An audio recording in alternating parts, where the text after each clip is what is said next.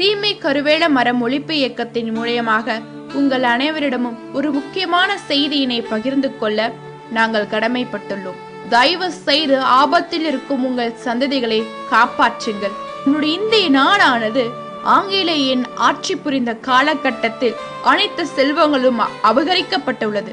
ஆனால் இயற்கை செல்வத்தை மட்டும் அவர்களால் கொள்ளையடிக்க முடியவில்லை. அந்நியர்கள் இந்தியாவிற்கு விடுதலை கொடுத்து செல்லும் பொழுது இந்திய நாட்டின் இயற்கை வளத்தை அழித்துவிட நாடெங்கும் இந்த சீமை கருவேல மரங்கள் தூவிவிட்டனர்.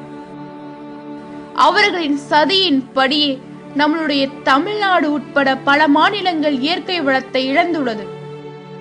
குறிப்பாக சீமை கருவேல மரம். இதனால் பெரிதும் பாதிக்கப்பட்ட கேரள அரசாங்கம் இம்மரங்களை வளர்க்க தடை விதித்து முற்றிலுமாக அழிக்க உத்தரவிட்டதால் இன்று கேரளாவில் சீமை கருவேல மரம் இடமே அங்கு முழுதும் அழிந்து விட்டது. கேரளாவில் இயற்கை வளங்கள் மிகவும் செழிப்பாக இருப்பதற்கு காரணம் கேரள மக்களின் விழிப்புணர்ச்சியும் அரசாட்சியுமே ஆகும். தயவு செய்து இதை நீங்கள் நினைவில் வைத்துக் கொள்ளுங்கள். சீமை கருவேல மரங்களால் பாதிக்கப்பட்டு பாலைவனமாக மாறிவரும் நம் தாய் தமிழ்நாட்டினை காப்பாற்ற இயற்கையினை பாதுகாக்கும் மரங்களையும் செடிகளையும் நட்டு வளர்க்க வேண்டிய ஒரு மிகப்பெரிய பொறுப்பில் நாம் அனைவரும் இருக்கின்றோம் என்பதை புரிந்து கொண்டு தயவு செய்து அதற்கான நடவடிக்கையில் உடனே ஈடுபடுங்கள். இந்த சீமை கருவேல மரத்தின் தீமைகள் மிக மிக மிக கொடூரமான ஒரு நிலையில் உள்ளது என்பதை நீங்கள் அனைவரும் நினைவில் வைத்துக் கொள்ளுங்கள். இன்றைய காலகட்டத்தில் பருவமழை பெய்யாமல் போவதற்கு சுற்றுச்சூழலை காரணம் வானிலை மாற்றம் என்று நீங்கள் நினைத்தால் அந்த இடத்தில் தான் நாம் தவறு செய்து விட்டோம். அவையல்ல, இந்த சீமை கருவேல மரத்தினால்தான். ஆம், பருவமழை பெய்ய விடாமல் தடுப்பதற்கு சீமை கருவேல மரம் ஒரு முற்றுப்புள்ளியாக நிற்கிறது.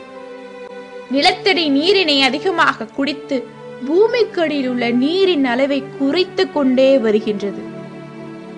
நிலத்தில் இருக்கும் நல்ல நீரை உப்பு தண்ணீராக மாற்றி விடுகிறது.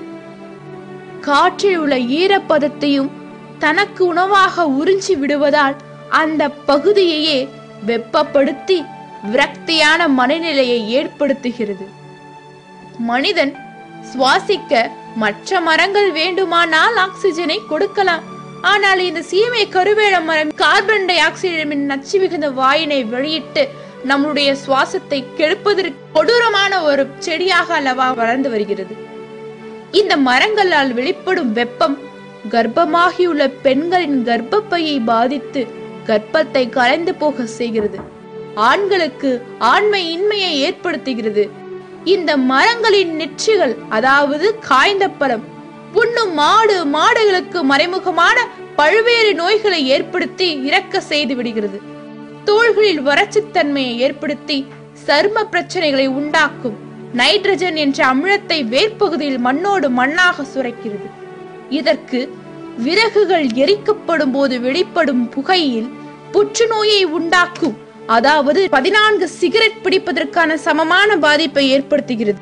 இதனால் நுரையீரல் கருகி போகிறது. தயவு செய்து இதனை நினைவில் வைத்துக் கொள்ளுங்கள். சீமை மரங்களை வெட்டுவோம், மழையினை பெறுவோம். சீமை கருவேல மர ஒழிப்பு இயக்கத்திற்கு உங்களுடைய ஆதரவினை கொடுங்கள். நம்முடைய தாய் தமிழகத்தை உலகத்திற்கே ஒரு முன்னோடியான ஒரு மாநிலமாக மாற்றி காட்டுவோம்.